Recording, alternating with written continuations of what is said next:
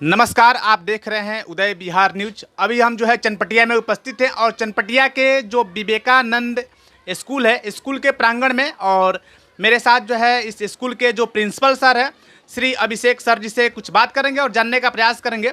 सबसे पहले तो सर, जो जैसे कि आज समझिए कि धनतेरस है, दीपावली के शुभ अवसर पे, और परसों दीपावली है और 6 दिन बाद जो है समझिए कि महापर्व छठ पर्व है। इन तमाम सभी पर्वों के लिए सबसे पहले तो अपने तरफ से आपको बहुत बहुत बधाई और शुभकामनाएं देता हूं। जी, हमारे तरफ से, हमारे पूरे विद्यालय परिवार की तरफ से आपको और आपके दर्शकों को, जो आपके चैनल के माध्यम से हमें देख रहे हैं, उनको भी दीपावली और छठ की बहुत बहुत हार्दिक शुभकामनाएं। जैसे कि इस स्कूल में एक कार्यक्रम आज जो है आप प्रस्तुत किए हैं, कहीं ना कहीं समझिए कि छठ पर्व पर ही है। पर्व समझिए कि झांकी था, उसका जो समझिए कि वीडियो था, उसका समझिए कि कार्यक्रम था।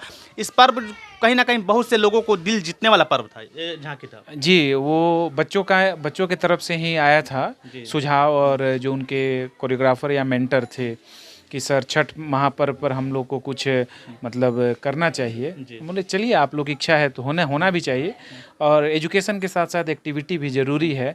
ऐसे हम लोग रंगोली का कार्यक्रम हर साल कराते हैं। इस साल एक छठ पर भी हम लोगों ने एक नृत्य प्रस्तुति दी।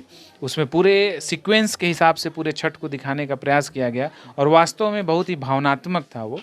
और रंगोली भी बच्चों ने बनाया, जिससे विभिन्न विभिन्न प्रकार के मैसेजेस बच्चों ने उस रंगोली के माध्यम से दिया। रंगोली तो हमारे पूरे वर्ल्ड यानी पूरे देश के बारे में दर्शा दिया गया रंगोली के माध्यम से। पूरे विश्व वसुधैव कुटुंबकम, 5G, ये जो डिजिटलाइजेशन है, और क्या बोलते हैं कि बेटी बचाओ बेटी पढ़ाओ, चंद्रयान, ये सबको उन्होंने उसको दिखाने का प्रयास किया था। G20, सेव अर्थ, बच्चों ने पूरा ये सारा मैसेज जो है वो make in India, made in India, ये सब उसके माध्यम से दिया। सर, जैसे कि आप इस स्कूल के प्रिंसिपल हैं, इस स्कूल को चलाने का पीछे का आपका मकसद क्या? एक होता है कि स्कूल चलाकर पैसा कमाना यानी बिजनेस करना, जी। और एक होता है कि हमारे क्षेत्र के बच्चे अगर एजुकेटेड होंगे तो कहीं ना कहीं कुछ, मैंने आपका क्या सुझाव है स्कूल चलाने के पीछे देखिए, का? ये एक्चुअली हम मतलब 2018 से यहाँ हैं। उसके पहले मैं बाहर रहा करता था। मैंने भी बाहर बहुत सारी मल्टीनेशनल कंपनीज़ में जॉब वगैरह की हैं। तो यहाँ आने के बाद हमसे बहुत लोग, मेरे फ्रेंड भी हमको पूछते थे कि तुम्हारा एक्सपीरियंस कैसा रहा यहाँ करके, कि एक्चुअली चनपटिया एक ग्रामीण क्षेत्र है, बहुत ज़्यादा डेवलप नहीं है। तो स्कूल चलाने में भी हम लोग को बहुत सारी परेशानियों का सामना करना पड़ता है, क्योंकि ग्रामीण परिवेश से पेरेंट्स हैं, तो बच्चों को भी पढ़ाना पड़ता है, पेरेंट्स को भी हमें पढ़ाना पड़ता है। तो वो दोनों चीज़ें हमारे सामने आती हैं। लेकिन मैं बहुत खुश हूँ, क्योंकि अपना समाज, अपनी संस्कृति, अपनी माटी में उनके लिए काम आ रहा हूँ। और देखिए, जब स्कूल खोला गया है तो कहीं ना कहीं से इकोनॉमिकल तो थोड़ा वो आता है, लेकिन मुझे इस चीज़ की खुशी है कि मैं 40-45 लोगों को मैंने जॉब दिया है, मेरे साथ जुड़े हुए हैं। वो युवा और युवक या घर की गृहिणी औरतें हैं, जो इनके अंदर कैपेबिलिटी है, वो कुछ कर सकते हैं। और ग्रामीण परिवेश के बच्चे हैं, जिनको कम पैसे में अच्छी शिक्षा देना हमारा यही मोटो रहा शुरू से। और संस्कार और हमारी संस्कृति और शिक्षा, ये 3 चीज़ों पर मेरा फोकस रहा। एक सवाल रहेगा, जैसे कि कहीं ना कहीं हमारे बिहार के बहुत से ऐसे नेता, विधायक, सांसद या अधिकारी लोग पोस्टेड हैं जो सरकारी जॉब करते हैं।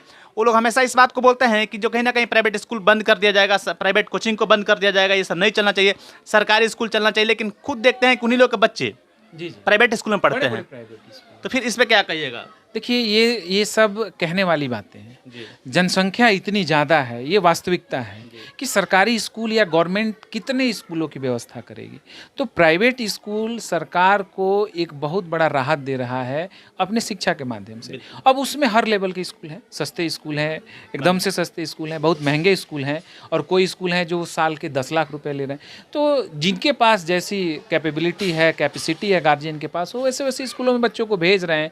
लेकिन मेरा ये मानना है कि एजुकेशन सस्ता होना चाहिए और सबके पहुंच में होनी चाहिए। जैसे कि एक सवाल और रहेगा कि प्राइवेट स्कूलों में अधिकांश हम लोग देखते हैं कि जैसे एक साल जो किताब, मैंने एक साल जो चला, अगले साल उसको चेंज कर दिया जाएगा। कहीं ना कहीं इसके पीछे का हमारे ख्याल से लगता है कि बिजनेस के जैसा वो स्कूल चलाया जा रहा है, कि फिर से किताब बिकेगा, उसमें हमको कहीं ना कहीं GST है, उस पर जो है कमीशन मिलेगा। देखिए, ये मतलब जनरल समस्या है, इस चीज़ को मैं नकार नहीं रहा हूँ।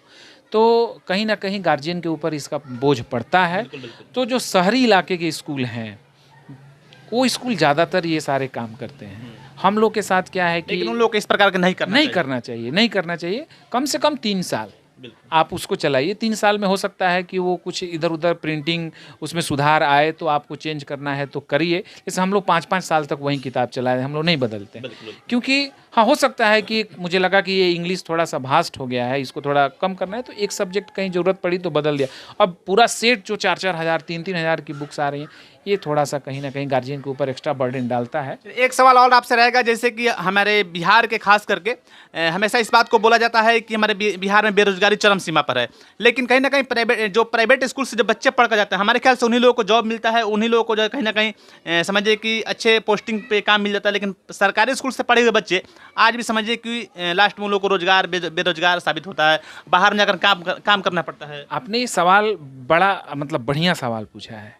देखिए, मैंने पहले ही कहा, शिक्षा के साथ साथ बच्चों में कुछ एक्स्ट्रा एक्टिविटी होनी चाहिए। तो आज के समय में जीना है तो बच्चों के अंदर कोई ना कोई एक्टिविटी होनी चाहिए। आपका बच्चा गिटार बजाए, संगीत अच्छा करता है, नृत्य अच्छा करता है, पेंटिंग अच्छा करता है, उसके बोलने की कला बहुत अच्छी है, तो प्राइवेट स्कूलों में इसके ऊपर थोड़ा सा फोकस किया जाए हर लेवल पर।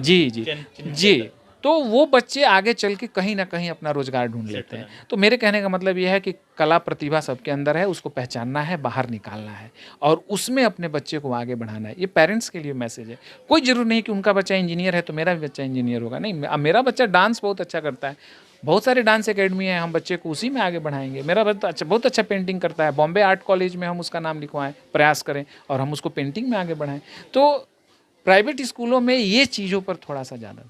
मान लीजिए बच्चा कुछ ज़्यादा अगर क्वालिफाई हो गया, मैंने एजुकेशन हो गया, लेकिन अगर उसके पास संस्कार नहीं होता है, क्या उस एजुकेशन उस क्वालिफाई को कहीं महत्व मिलेगा? नहीं, देखिए, मैं किसी को बड़ा नहीं करता, मैं किसी को छोटा नहीं करता, लेकिन मैंने जो देखा है, मैंने ये सवाल इसलिए किया क्या है कि अनुशासन प्राइवेट स्कूल के बच्चों में ही अधिक मिलता है देखने को लिए। जी, लेकिन जो बहुत बड़े बड़े स्कूल हैं ना, वहाँ के बच्चों में ये देखा गया कि वो अकेलापन के शिकार है, वो घुल मिल नहीं रहे, परिवार के लोगों को पहचान नहीं रहे, तो वहाँ पर शिक्षा सिर्फ किताबी रह जाएगी, वो समाज की शिक्षा नहीं होगी।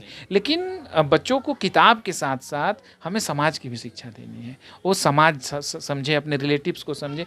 पेरेंट्स के लिए मैसेज है, छुट्टियों में अपने बच्चे को दादी के पास, नानी के पास जरूर ले जाएं, पहचान करवाएं कि ये आपके ये रिलेटिव है, वो इससे बच्चे जो हैं ओरिजिनल उनका एजुकेशन तभी माना जाएगा कि वो बड़े से बड़े पोस्ट पर पहुंच जाएं और छोटे से छोटे आदमी को ये सहज महसूस हो उनके साथ बैठने उठने बात करने में, तभी वो एजुकेशन का महत्व है, नहीं तो वो एजुकेशन का कोई महत्व नहीं है। चलिए, तो बहुत बहुत धन्यवाद। कहा है कि अभी जो है अभिषेक सर से काफ़ी जो है बात हुआ, काफ़ी डिस्कस हुआ, तो आप लोग जो है इनके बातों के प्रति आप लोग का क्या सोच, क्या विचार बनता है, कमेंट बॉक्स में अपना राय विचार जरूर दीजिएगा। फिर मिलते हैं किसी दूसरे वीडियो में, तब तक के लिए जय हिंद, जय भारत। धन्यवाद।